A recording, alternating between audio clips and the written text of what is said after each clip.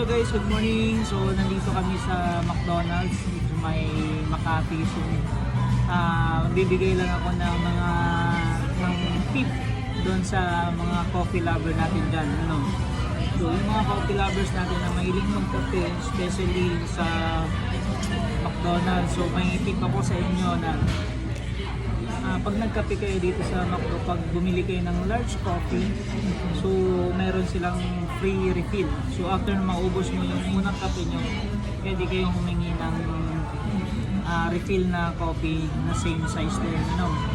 So pero sa mga selected McDonald's outlet only yan. Pero karamihan po sa mga outlet na bibigay po ng free refill na coffee yung may mga McCafe branches nila. So yun yung usually yung nagbibigay ng free refill ng coffee sa McDo. Kasi sa Nada, yung ibang branch doon, wala talaga silang free refill ng coffee. So yun guys, tandaan nyo lang sa mga coffee lover natin dyan na mahilig magkape na nakakaubos na these 2 cups coffee per day or more.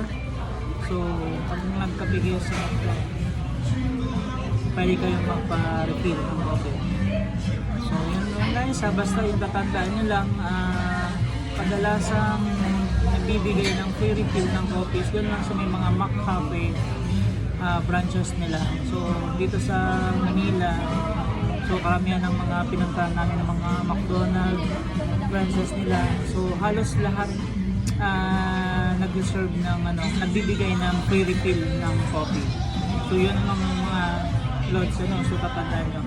So kape tayo dito sa